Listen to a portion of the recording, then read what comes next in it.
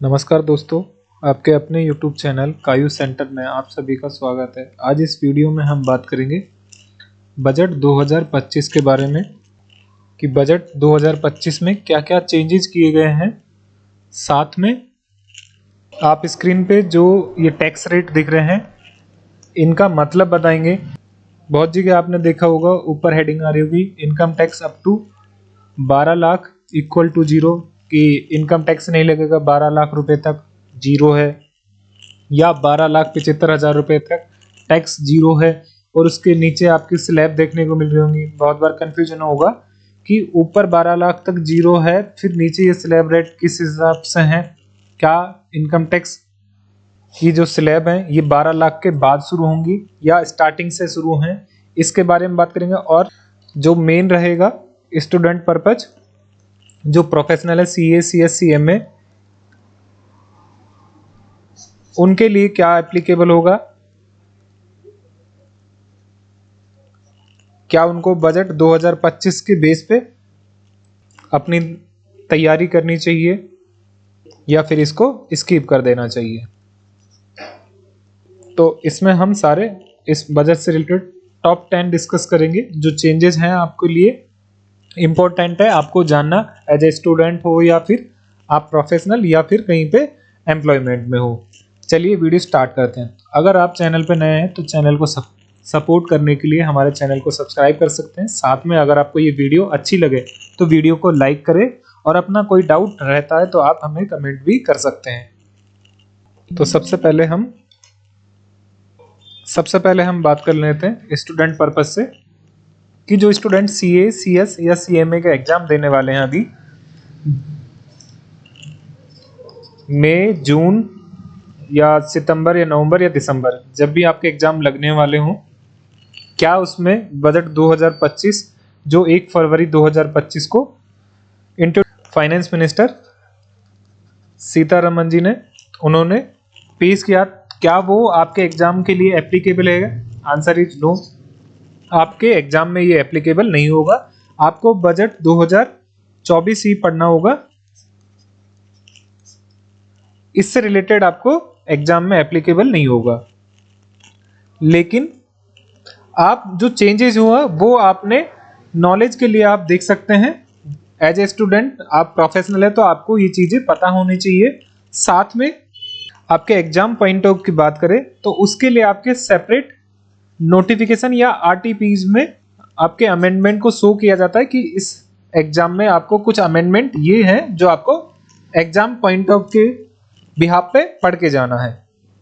साथ में new income tax की भी बात की है कि नया बिल लेके आएंगे जो कि नेक्स्ट वीक होगा। वो होगा तब उसकी बात करेंगे। इसके ऊपर अपन टाइम जारी नहीं करेंगे क्योंकि वीडियो काफी लंबी हो जाएगी। तो सबसे पहले हम बात कर लेते हैं, ये कुछ बेसिक पॉइंट है। अगर आप नॉन कॉमर्स बैकग्राउंड है तो शायद आपको पता होगा या नहीं भी पता हो, तो हम मान के चलते हैं बिल्कुल जीरो से, जिससे आपको ये समझ में आए कि जो अभी ये नया बजट आया है जिसमें बोला है कि 12 लाख रुपए तक टैक्स नहीं लगेगा, एग्जेम्प्ट रहेगा, वो कैसे रहेगा और कौन सी इनकम पे रहेगा और ये आपको टैक्स कब देना होगा। तो फाइनेंशियल ईयर का मतलब होता है कि ये हमेशा 1 अप्रैल को शुरू होगा और अगले साल 31 मार्च को खत्म होगा। जैसे कि अभी फाइनेंशियल ईयर शुरू होगा 1 अप्रैल 2025 को और जो खत्म होगा 31 मार्च 2026 को। तो जो बजट पेश किया गया है अभी बजट 2025, वो पेश किया गया है कि आप जो इनकम कमाओगे 1 अप्रैल 2025 से और 31 मार्च 2026 तक, यहां तक जितना भी आप इनकम कमाओगे उस पर टैक्स देना है आपको नेक्स्ट ईयर, असेसमेंट ईयर, जो कि सेम 1 अप्रैल से शुरू होगा और 31 मार्च को खत्म होगा। अब ये खत्म फाइनेंशियल ईयर के 1 साल बाद, जैसे ये खत्म हुआ है 26 को, तो यहां आएगा 26 और 27। तो फाइनेंशियल ईयर 2025 और 26 के लिए ये बजट पेश किया गया है जिसकी इनकम पे आपको टैक्स देना होगा 2026 और 2027 में। आई होप यहां तक आपको बेसिक जो पॉइंट है क्लियर हुआ है। नेक्स्ट बात करते हैं इनकम। इनकम कई प्रकार की होती है जिनको 5 हेड में कैटेगराइज किया है कि अगर आपके पास इन हेड्स में इनकम आती है तो आपको टैक्स इस रेट से देना होगा। तो पहले इनकम की हेड बात करते हैं तो पहला हेड होता है सैलरी। अगर आपके पास सैलरी से इनकम आती हो, चाहे आप गवर्नमेंट एम्प्लॉय हो चाहे प्राइवेट एम्प्लॉय हो। दूसरा हेड होता है हाउस प्रॉपर्टी, कि आपके पास हाउस प्रॉपर्टी है और उससे रेंटल इनकम आती है तो उसकी इनकम हाउस प्रॉपर्टी में ऐड की जाती है और उसके बेस पे आपको टैक्स देना होता है। थर्ड होता है PGBP, profit gain business profession. अगर आप किसी प्रोफेशन में हैं या फिर बिजनेस में तो उससे जो इनकम होगी वो आपको इस हेड में ऐड करना है। फोर्थ जो होगी आपकी कैपिटल गेन।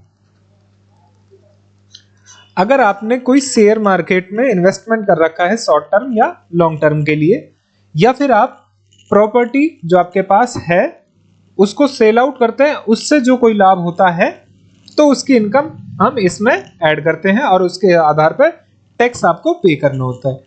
जो नेक्स्ट बचता है वो बचता है IFOS, income from other source. जो इन चारों हेडों में आपकी इनकम नहीं आती है वो इनकम फ्रॉम अदर सोर्स में आती है। लाइक जैसे आपको इन्वेस्टमेंट के ऊपर इंटरेस्ट मिलता है या फिर डिविडेंड मिलता है या कमीशन इनकम प्राप्त करते हैं, वो आपकी इनकम इस हेड में ऐड होती है। अब बात करते हैं टैक्स की। तो सबसे पहले चेंजेस की बात करते हैं जो टॉप 10 में है। वो हम बात करते हैं कि इनकम टैक्स की जो स्लैब रेट है उसमें चेंजेस किया गया है। जो पहले 3 लाख, पिछले बजट में ये टैक्स रेट थी कि अगर आपकी इनकम 0 से 3 लाख है तो आपको टैक्स रेट रहेगी वो 0%। 3 से 7 लाख है तो आपकी रहेगी टैक्स रेट 5%। यही 7 से 10 लाख रहती है तो 10%। 10 से 12 लाख रहती है तो 15%। 12 से 15 लाख रहती है तो 20%। और अगर 15 लाख से ज़्यादा इनकम होती है तो 30%। फर्स्ट चेंज इसमें किया गया है। अब आपकी जो टैक्स स्लैब रहेंगी वो इस प्रकार रहेंगी। अगर आपकी इनकम 4 लाख रुपए रहती है तो आपको टैक्स रेट रहेगी 0%।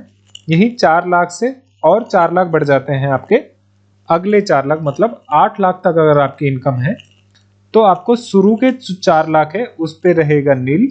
बाकी जो बैलेंस बचेगा 4 लाख उस पे देने होगा आपको 5%, जो कि बनता है आपका 20,000। यही अगर आपकी इनकम और 4 लाख बढ़ जाती है, मतलब 8 से 4 और बढ़ी तो टोटल 12 लाख। अगर आपकी इनकम 12 लाख तक होती है तो फर्स्ट 4 लाख आपका नील, अगले 4 लाख पर 5% और उससे अगला 4 बचेगा उस पे बनेगा 10%।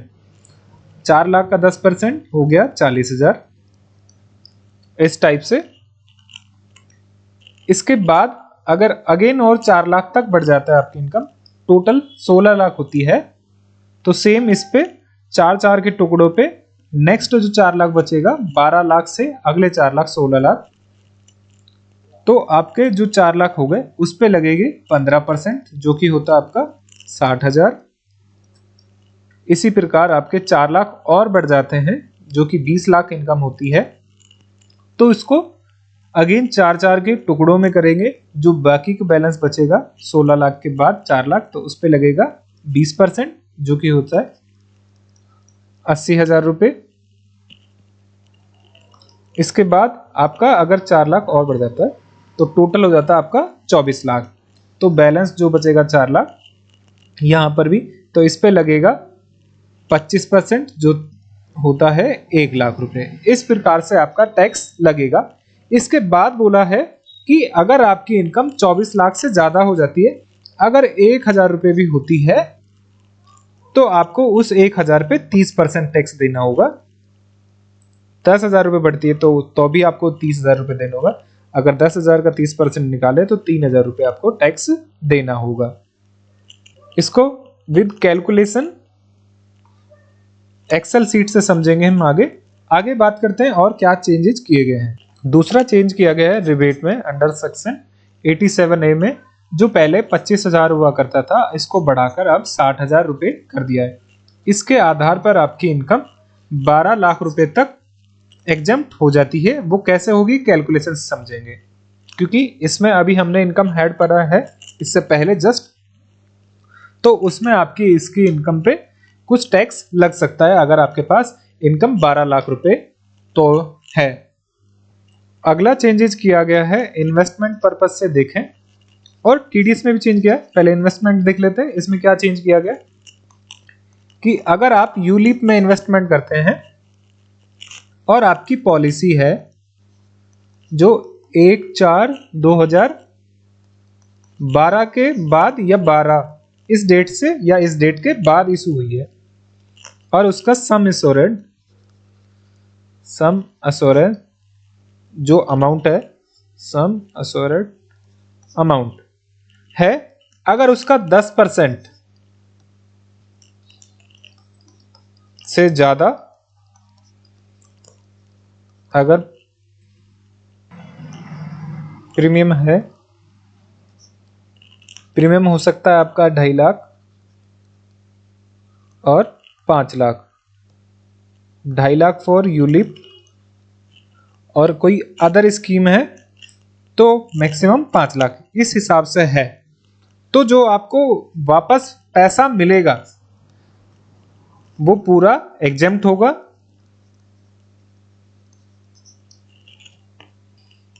और अगर आपने ये कंडीशन पूरी नहीं की है, इस डेट से या 10% से ज्यादा प्रीमियम है आपके सम एश्योर्ड अमाउंट का, तो जो अमाउंट आपको वापस मिलेगा वो एग्जेम्प्ट ना होके टैक्सेबल होगा। एक चेंजेज यहां किया गया है। इसके बाद अगला चेंजेज की बात करेंगे हम टीडीएस की। टीडीएस में कई सेक्शनों में चेंज किया गया है, लेकिन यहाँ हम मोस्ट इंपोर्टेंट जो सेक्शन है उसकी बात करेंगे, जो कि आज आप प्रोफेशनल है या फिर आप अकाउंटिंग फील्ड में वर्क करते हैं तो आपके लिए इंपॉर्टेंट रहेगा, क्योंकि 1 अप्रैल के बाद आपको जो टैक्स पे करना होगा वो इस लिमिट के आधार पर आपको टैक्स काटना है और पेमेंट करना है। तो सबसे पहले हम बात करेंगे section 194A, interest other than security. अगर हम इंटरेस्ट पे करते हैं या पेबल है तो इसकी लिमिट पहले 5,000 हुआ करती थी, जिसको बढ़ाकर अब 10,000 कर दिया गया है। कि अगर आपने किसी से ब्याज पे पैसा लिया है और उसका ब्याज अमाउंट आप 5,000 से ज्यादा हो चुका है तो आपको टीडीएस काटना था और उसको ड्यू डेट पे पेमेंट करना होता गवर्नमेंट को। इसको बढ़ाकर अब लिमिट 10,000 कर दिया गया। यही बात करें अगर पेयर बैंक, पोस्ट ऑफिस या कोऑपरेटिव सोसाइटी है तो इनके लिमिट जब ये टीडीएस काटते थे तो 2 चीज थी, एक तो सीनियर सिटीजन और अदर पर्सन। इसके लिए लिमिट थी 50,000 और इसके लिए थी 40,000।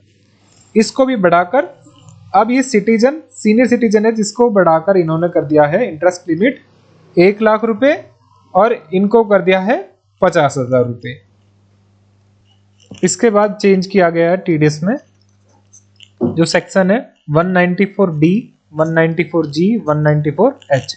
कमीशन से बात करता है कि डी बात करता है कि आपने कमीशन एजेंट है, आपको कमीशन प्राप्त होता है, तो कमीशन जो पे करता है वो 15,000 से जैसे ही आपका अमाउंट ऊपर जाता है तो उस पर टीडीएस काट लेता है। इन तीनों की लिमिट पहले 15,000 हुआ करती थी, जिसको बढ़ाकर अब 20,000 कर दिया गया है। कि अब कमीशन पे जो टीडीएस कटेगा वो कब कटेगा, जैसे ही अमाउंट 20,000 रुपए से ज्यादा होगा तब वो टीडीएस के लिए एप्लीकेबल होगा। इसके बाद बात करते हैं टीडीएस ऑन रेंट 194I। इसमें पहले लिमिट हुआ करती थी 2,40,000, इसको बढ़ाकर अब 6 लाख रुपए पर एनम कर दिया है या 50,000 रुपए पर मंथ। इसमें एक चेंजेस यहां किया गया है नेक्स्ट चेंजेज प्रोफेशनल फीस में भी किया गया है। प्रोफेशनल फीस सेक्शन 194 जे, इसमें पहले लिमिट हुआ करती थी 30,000, इसको अब बढ़ाकर कर दिया है 50,000, कि जो पहले टीडीएस काटना था 30,000 रुपये, उसको बढ़ाकर अब 50,000 रुपये करते हैं कि अब जब प्रोफेशनल फीस पे करो तो उस अमाउंट 50,000 रुपये ज़्यादा होगा या 50,000, तो आपको उस पर टीडीएस काटना है और ड्यू डेट पे जमा कराना है।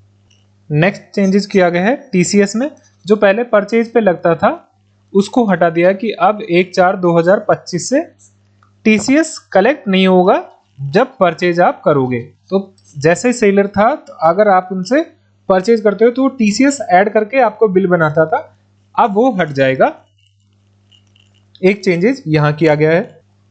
इसके बाद आईटीआर में भी चेंज किया गया है कि अब आईटीआर आप 2 साल की जगह और भी ज्यादा के साल की भर सकते हो, लेकिन उससे पहले हम बात करेंगे जो डिलीवरी बॉय हैं, फूड डिलीवरी या डिलीवरी ऐप के थ्रू काम करते हैं, उनके लिए भी हेल्थ स्कीम लॉन्च की गई है, जो कि ई श्रम पोर्टल से आपको आईडी कार्ड जनरेट किया जाएगा और आपको बेनिफिट दिया जाएगा। अब बात करते हैं आईटीआर। पहले आप 2 साल की आईटीआर फाइल कर सकते हैं, जिसको अपडेटेड आईटीआर बोलते हैं, आईटीआर यू। इसको बढ़ाकर अब 4 साल कर दिया गया है, 48 मंथ, कि आप रिलेवेंट जो असेसमेंट ईयर है उससे अगले 48 मंथ तक आप रिटर्न फाइल कर सकते हो अपडेटेड के साथ, लेकिन उसमें कुछ पेनल्टी के तौर पे इंटरेस्ट और टैक्स पे करना होगा। एमएसएमई की बात करें तो इसमें भी चेंजेस किया गया है। एमएसएमई वो एंटरप्राइजेज हैं जिनका टर्नओवर और इन्वेस्टमेंट पे डिसाइड किया जाता है कि ये एमएसएमई क्राइटेरिया में फॉल करती हैं और इनको क्या बेनिफिट मिलते हैं। इनको ग्रांट, लोन फैसिलिटी और टाइम रिड्यूस होता है पेमेंट के लिए। जैसे अगर कोई एमएसएमई एंटरप्राइजेज है और वो किसी को गुड्स या सर्विस सेल आउट करती है, तो सामने वाली पार्टी उसको पेमेंट टाइमली करनी होती है। जैसे कि लिमिट अभी 45 दिन या 15 दिन ऐसा डिसाइड किया जाता है कि आपको एमएसएमई वाले सप्लायर को पेमेंट करना है अगले 15 या 45 दिन में, जैसे भी लिमिट हो। एमएसएमई की बात करें तो एम स्टैंड करता है माइक्रो से, एस स्टैंड करता है स्मॉल, एम मीडियम साइज। ये कैसे डिसाइड होता है कि अगर एक एंटरप्राइजेज है, ये कोई फर्म है जिसने रजिस्ट्रेशन करा रखा है उद्यम पोर्टल पे, एमएसएमई पोर्टल पे, और उसका इन्वेस्टमेंट है 1 करोड़ और टर्नओवर है 5 करोड़ तक, तो उसको क्या माना जाएगा, माइक्रो। और अगर उसका इन्वेस्टमेंट है 10 करोड़, टर्नओवर है 50 करोड़ तक, तो उसको माना जाएगा स्मॉल एंटरप्राइजेज।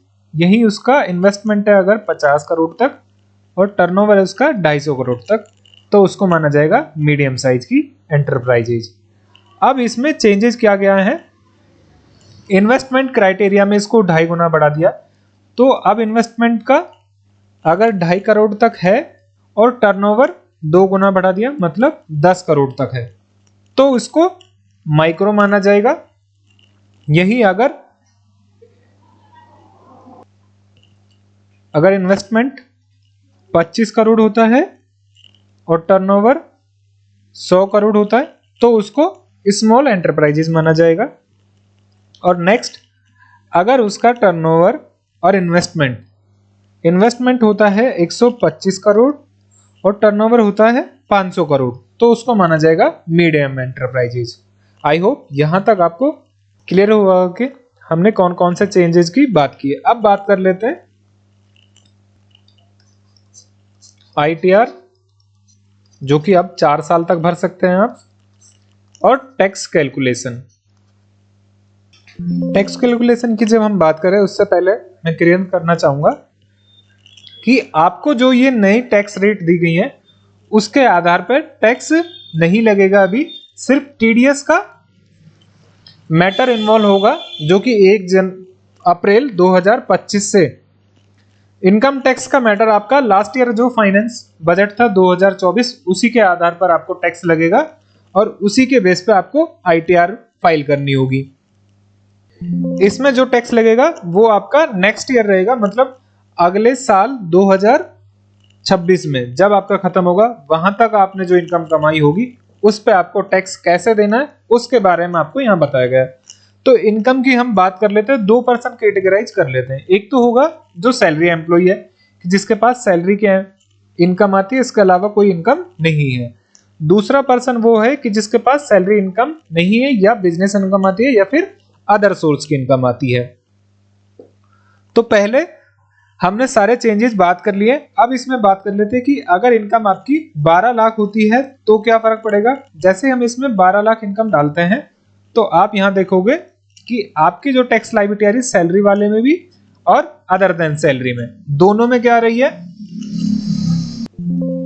0 आ रही है, मतलब आपका टैक्स नील रहेगा। अब वो कैसे रहेगा, क्योंकि रिबेट प्रोवाइड की गई है। तो नीचे जब आओगे यहां आपको इनकम देखने को मिलेगी, यहां आपकी टैक्सेबल इनकम आ रही है 11,25,000, जबकि सैलरीड वाले एम्प्लॉय नहीं है, अदर इनकम है, तो उनकी जो टैक्सेबल इनकम आएगी 12 लाख रुपए आ रही है। तो इसलिए जो इनका टैक्स बनेगा, यहां बनेगा 12,500, यहां बनेगा 60,000। तो ये पूरा का पूरा आपका रिबेट मिल जाएगी, जैसा हमने पहले बात किया था। अभी डिटेल में जितने भी चेंजेस किए गए हैं उसके आधार पर आपका टैक्स एग्जेम्प्ट हो जाएगा, आपको टैक्स पे नहीं करने का। लेकिन यहां इंपॉर्टेंट बात यह है कि अगर आपके पास स्पेशल इनकम हुई लाइक लॉटरी से या कैपिटल गेन, तो आपको यह बेनिफिट नहीं मिलेगा और आपको टैक्स पे करना पड़ेगा। दूसरी बात है कि 12,75,000 रुपए तक अगर आपकी इनकम है तो क्या होगा, तो आप देखोगे कि सैलरीड एम्प्लॉय है तो उसके लिए जो टैक्स बन रहा है वो बन रहा है 0, और अदर देन सैलरी एम्प्लॉय है तो उसको देना होगा 74,500 रुपए टैक्स। तो यहां आपका एक पॉइंट क्लियर हो जाएगा कि अगर आपके पास सैलरी एम्प्लॉय है और आपके पास सैलरी इनकम है, इसके अलावा कोई इनकम नहीं है, तो 12,75,000 रुपए तक आपको जो टैक्स बनेगा वो रिबेट मिल जाएगा और आपके टैक्स लायबिलिटी नील हो जाएगी। यही आपके पास अदर देन सैलरी से इनकम है तो आपको 74,100 रुपए टैक्स देना होगा। अब बात करते हैं कि सर अगर इनकम 5,000 रुपए बढ़ जाती है तो क्या होगा। 12,80,000 आपकी इनकम होती है तो आप पे जो टैक्स लायबिलिटी आएगी वहां मात्र 5,000 रुपए बढ़ने पर आपकी जो सैलरीड एम्प्लॉय है तो उनको टैक्स देना होगा 63,180 रुपए, और जिनके पास सैलरी एम्प्लॉय नहीं है अदर देन सैलरी इनकम है उनको टैक्स देना होगा 74,880 रुपए। तो यहां निष्कर्ष ये निकलता है कि अगर आप सैलरीड एम्प्लॉय हैं तो आपकी जो मैक्सिमम लिमिट है इनकम एग्जेम्प्ट की वो होगी 12,75,000 रुपए, क्योंकि इस पे जो टैक्स बनेगा वो आपको क्या मिल जाएगा, रिबेट, और आपको टैक्स लायबिलिटी में छूट मिल जाएगी, आपको टैक्स नहीं देना पड़ेगा। यही आपके पास अदर देन सैलरीड एम्प्लॉय हैं तो आपके जो मैक्सिमम टैक्स के लिए एग्जेम्प्ट रहेगी सैलरी, वो इनकम वो रहेगी मैक्सिमम 12 लाख रुपए। अगर आप अदर देन सैलरी है तो मैक्सिमम 12 लाख रुपए तक जो टैक्स लायबिलिटी मिलेगी वो छूट मिलेगी, जो कि होती है 60,000 रुपए। और अगर आप सैलरीड से एम्प्लॉय हैं, आपके पास सैलरी एम्प्लॉय है,